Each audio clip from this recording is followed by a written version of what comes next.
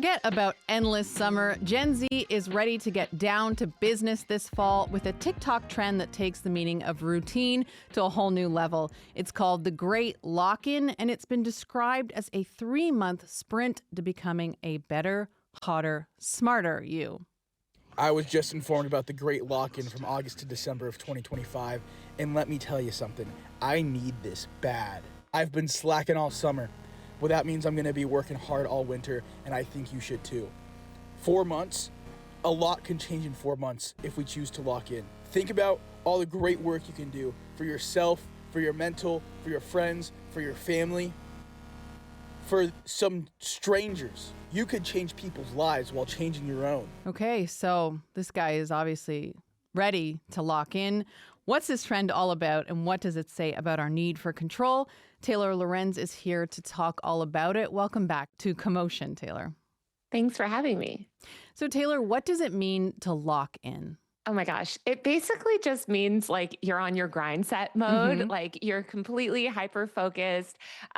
You are, really just dedicated to achieving your goals in a very intense way.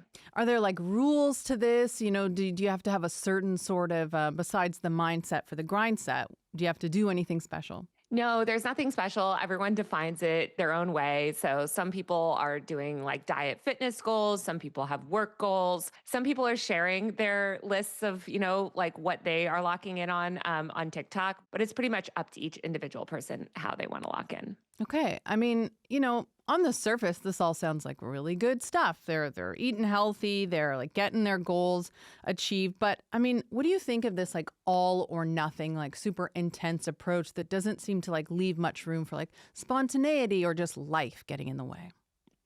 I think just generally this lock-in trend is terrible. I think it pushes this toxic individualism and just working yourself to a bone kind of mentality that actually we want to get away from. I also think it just sets unrealistic expectations up, and I don't know, it's just not a great way to live your life. It's totally fine to achieve goals and to work hard and to, do a sprint to, maybe get stuff done that you wanted to get done in 2025. But I think that the way a lot of people are going about it is kind of toxic. It also feels like, and I could be wrong here, but like I often see it being a very sort of bro-y type of thing, or at least it's like very male-led, like as opposed to, a soft girl summer or bed rotting. I wouldn't say that. I think it's very driven by women on TikTok. So I think it depends on the platform. Like if you're looking at TikTok, the top lock-in videos are, at least most of the ones that I've seen as of a few days ago, are almost all women. And it's very girl boss, weight loss culture, sort of hustle, small business owner type energy, I guess. But if you look on places like X, it's more dominated by tech bros and startup bro type conversation. So I think it really runs the gamut. I think, unfortunately, this idea of like self-sufficiency and hyper-individualism has permeated like across gender lines. I thought the girl boss was dead, but I guess she's come back. On the surface, like it is about these achievements and self-betterment, but it also feels like it comes hand in hand with like having the right stuff, right? You have to have the right water bottle, the right planner, the right outfits. How much of this trend is also driven by like consumerism and the need to sort of have the right stuff? Well, I haven't seen any overt consumerism in the videos.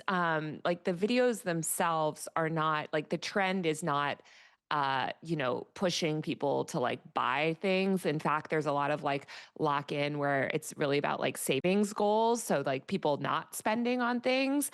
But I do think that just like hyper individualism and capitalism generally pushes like consumerism sort of culture. They end up kind of hand in hand anyways. I mean, you mentioned posting a lot. Obviously, a lot of this is driven by the content. So it's not enough to like lock in, but you have to post about it. Why is that? I think a lot of people are leaning into the posting element for accountability and because they want this sort of like shared sense of community of like everyone doing this together. It sort of, helps them stay accountable and makes them feel like they're not alone in this journey. But of course, then that can slip very easily into like performative locking in and feeling like, you have to post. Did you even lock in if you didn't even post about it? Right. Taylor, do you think that this is unique to Gen Z? Like they certainly seem to talk a lot online about like their desire for self-improvement and self-optimization. Why do you think that is so prevalent with this generation? I don't think it's self improvement. I don't think we should frame it that way. Often these things are very detrimental to people's lives. Like this idea, especially like this trend is very tied in with the 996 work schedule that's been, becoming more popular among Gen Z workers, which is working 9 hours a day, 6 days a week, basically. Is that nine? Basically, it's this really grueling work schedule that, was initially popularized in China, like among factory workers.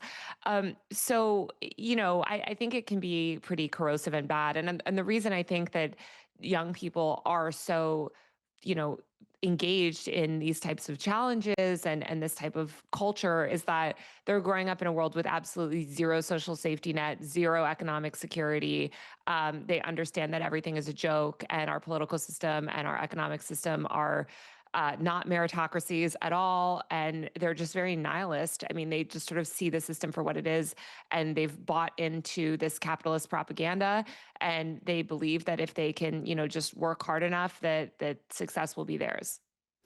Well, you would think it would be the opposite. If you see the system as being a joke, then why would you want to get deeper into that by locking in and trying to achieve those types of goals? Because nothing matters. So basically, like, the system is so easily manipulated, and basically like just going to your job and living like a normie life, like that was previously promised to older generations of like, you can have work-life balance, you can have it all, right? This is like the lean in mentality of like women can have it all.